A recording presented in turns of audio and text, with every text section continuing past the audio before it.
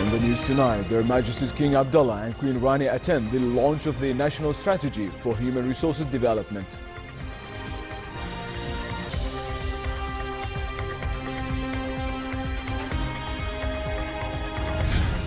His Royal Highness Crown Prince Hussein joins the inauguration ceremony of the second phase of the Queen Ali International Airport's new terminal project.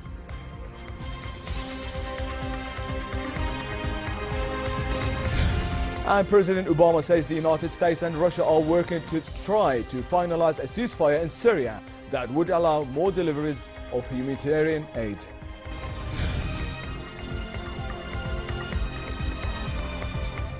Good evening and welcome to the news at 10. Their Majesties King Abdullah and Queen Rani attended the launch of the National Strategy for Human Resources Development.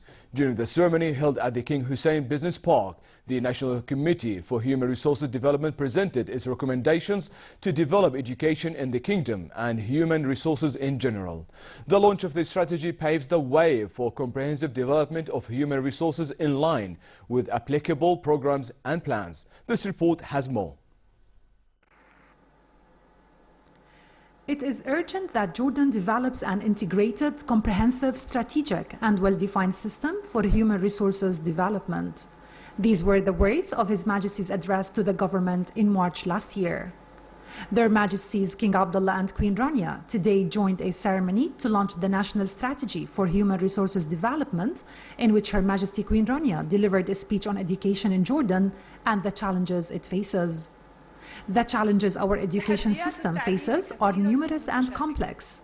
No one side is solely responsible for the problem, yet all of us have a responsibility to solve it, the Queen said. She added she has great hope and faith that we can turn the course of our history, but not through revolutions, aid or the discovery of natural resources, or even a buried treasure many dream of. The real treasure, she said, is all around us. There is no need to dig or search. It's in the minds of our children, and all we have to do is extract it. Knowledge, innovation, and technology, Her Majesty said, are key ingredients to the success of any country, and we are no exception. Success is within our reach if we invest in education today, not tomorrow, because the only thing that stands between our present and the future we aspire to is ourselves, she added. Queen Rania said education reform is not easy, and it demands an unprecedented effort in order to achieve unprecedented results. We must rethink structural issues such as education management and introduce policies that bring highly qualified teachers into the teaching profession and maintain their level of competence. Education reform, the Queen stressed, must be a national priority and a popular demand today, tomorrow, and 10 years from now. In turn, our investments must mirror our priorities. She also said government spending on education must reflect the aspirations of Jordanians for quality education so that we can take quick and confident strides towards the future we want without fear or hesitation. Head of the National Committee for Human Resources Development and Minister of Higher Education and Scientific Research, Wajiha Weiss, reviewed efforts by the committee since its establishment in cooperation with concerned bodies to come up with recommendations and proposals that were included in the strategy in order to achieve comprehensive development over the next 10 years. He voiced the committee's appreciation of the support it had received from King Abdullah and Queen Rania, adding it contributed to setting up a comprehensive strategy to develop education and human resources. During the ceremony, the King and the Queen watched a film that highlighted the main components of the strategy and the stages it passed through until its approval. At the end, the head of the committee presented the National Strategy for Human Resources Development document to Prime Minister Hani al-Mulki. Hala Dababne for the news at 10. His Royal Highness Crown Prince Hussein attended the inauguration of the second phase of the Queen Ali International Airport's new terminal project. 12 new gates added to the airport, Jordan's gateway to the world, will help raise its passenger capacity to 12 million annually. Valued at $214 million, the second phase expands the airport's total area to 160,000 square meters. At the press of a button, The prince marked the official launch of operations at the new expansion area. Minister of Transport Yahya Kasabi said the inauguration of the second rehabilitation, expansion and operation phase is further proof of the Hashemite leadership's support of infrastructure projects in the various sectors, including the aviation industry. These efforts aim to realize the royal vision to offer the highest quality service to both the country's citizens and guests. Kasabi said the project is aimed to provide a modern airport with state-of-the-art facilities, which in its final phase includes 25 gates and remote gates to accommodate around 60 million passengers per year. The project, a public-private partnership, is carried out under a 25-year build, operate, transfer, concession agreement starting from 15 November 2007 until 15 November 2032.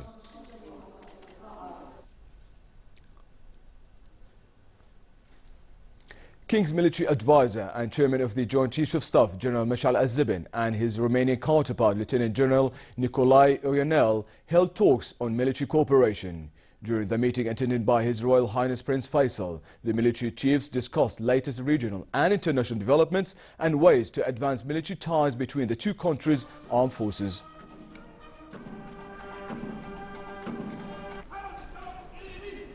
His Royal Highness Prince Ghazi, the King's personal envoy and religious and cultural affairs advisor, accompanied Pope Tawadros II of Alexandria and Patriarch of the See of St. Mark and the accompanying delegation on a tour of the baptism site of Jesus Christ.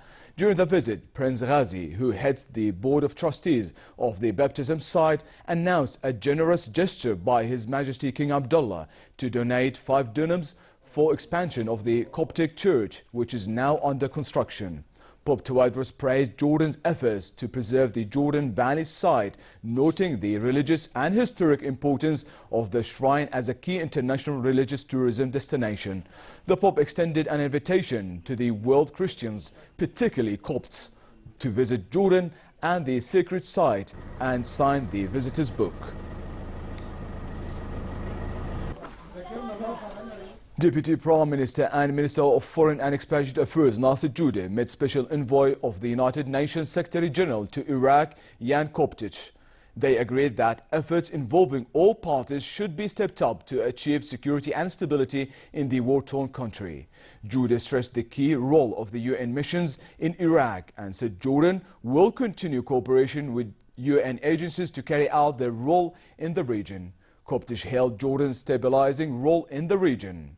The Foreign Minister also welcomed Japanese Minister of State for Foreign Affairs, Kinatro Sonaro, and discussed bilateral ties and Middle East crises, including the Palestinian-Israeli conflict and Syria.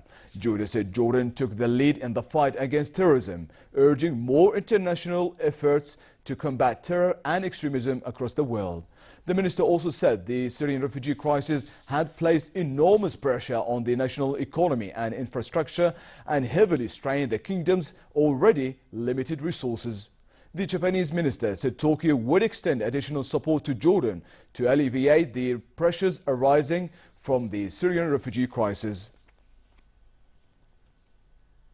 Russian President Vladimir Putin said an agreement with the United States on ways to significantly reduce the violence in Syria could be reached in the next few days. Speaking to reporters at the end of a G20 summit in the Chinese city of Hangzhou, Putin said it was premature to give details about the terms of the agreement, but that Russia would strengthen cooperation with the United States on fighting terrorism. Putin also said there is a convergence of views between Russia and the United States on Syria, and the talks on how to bring the conflict there to an end are on the right track. He also said the Syrian government and Iran, among others, should be informed about the Syria talks and possible settlement.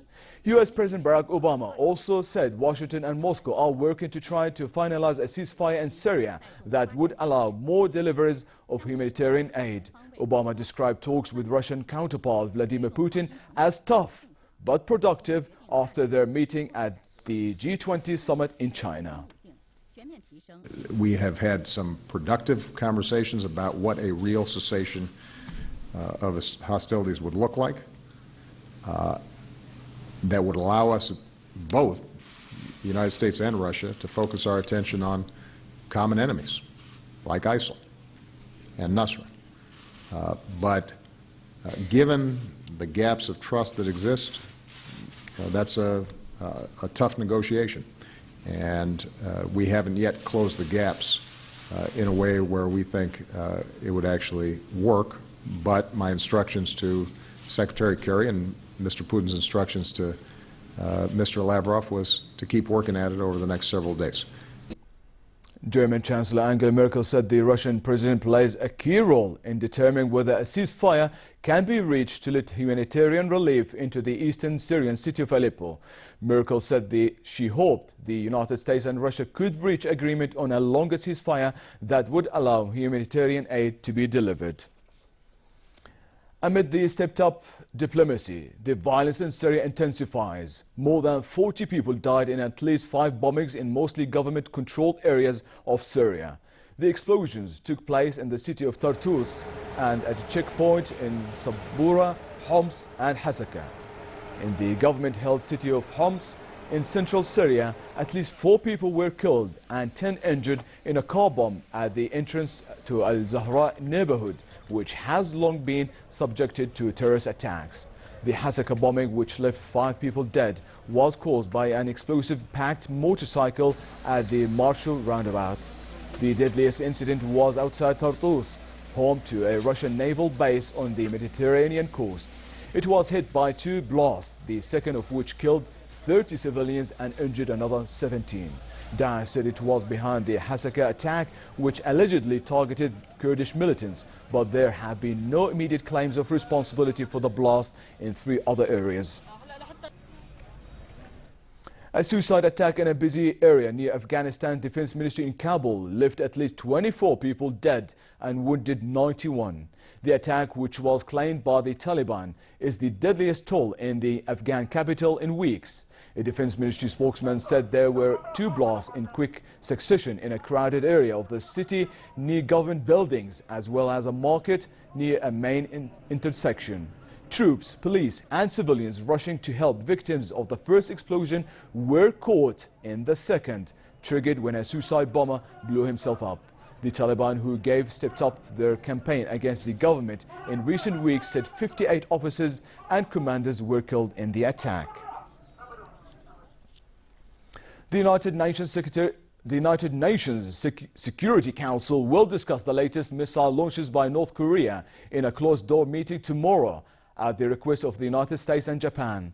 The meeting was announced by diplomats after North Korea fired 3 ballistic missiles into the sea of its east coast earlier in the day. Here's more. South Korea announced Monday that North Korea had fired 3 ballistic missiles into the sea in an act of defiance as world leaders meet in China for the G20 summit. An official from the South Korean Foreign Ministry spoke to reporters. 오늘 북한의 탄도미사일 발사는 The launches constitute an act of grave provocation that show North Korea's nuclear and missile development poses actual threats to neighboring countries, the international community, as well as to the Korean peninsula, and the government strongly condemns them. 이를 강력히 규탄한다. Monday's launches were the latest in a series of provocations this year in violation of UN Security Council resolutions that ban all ballistic missile-related activities. Pyongyang rejects the ban as infringing on its sovereign right to pursue a space program and self-defense. The missiles landed in Japan's exclusive economic zone and drew swift condemnation from Japanese officials. This is a clear provocation, the Japanese cabinet secretary said. We're taking steps to invoke restraint from North Korea and to prepare ourselves for any situation that may arise. 2 years ago, the North fired 2 similar missiles as South Korean, Japanese, and U.S. leaders were meeting at The Hague. A parking garage under construction collapsed in Tel Aviv, killing at least 2 people and trapping several others under the debris. Rescue services said some 20 people were treated for injuries. The cause of the collapse was not immediately known, and several hours after the structure came down in a plume of dust, police said about 4 people were still missing and believed trapped under the debris. The incident occurred in a Tel Aviv neighborhood adjacent to a hospital and buildings housing high-tech offices and restaurants.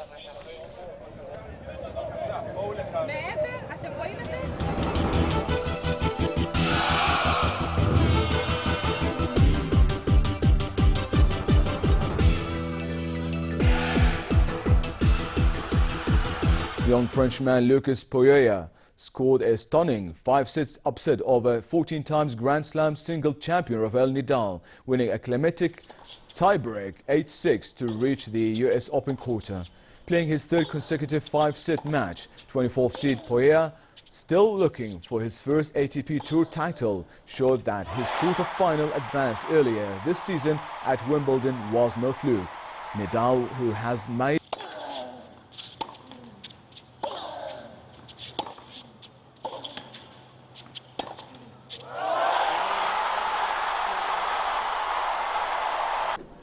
The Japan football coach said life goes on after their World Cup qualifier lost to United Arab Emirates, and they have prepared for the next match against Thailand, as they will give all their opponents a hard time. Japan lost 2-1 at home to 74th ranked UAE in their Asia Group B opener last Thursday.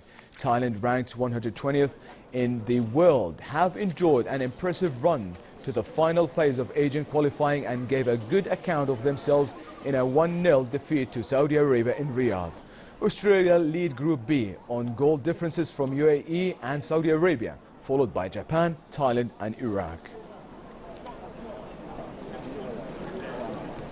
And finally, the weather forecast. Fair in most regions for the rest of tonight, with 19 degrees in Amman and northerly light winds. It'll also be moderate in the Jordan Valley and the Dead Sea, where a low of 26 degrees is forecast for tonight.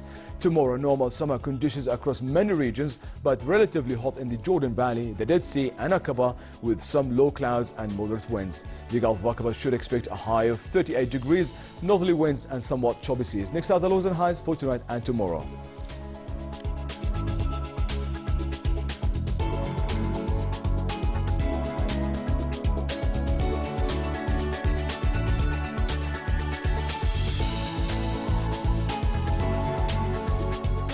And to close here, our top stories once again. Their Majesties King Abdullah and Queen Rania attend the launch of the National Strategy for Human Resources Development.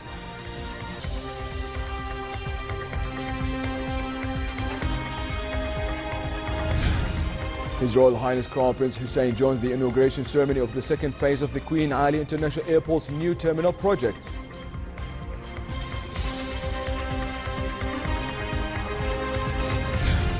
And President Obama says the United States and Russia are working to try to finalize a ceasefire in Syria that would allow more deliveries of humanitarian aid.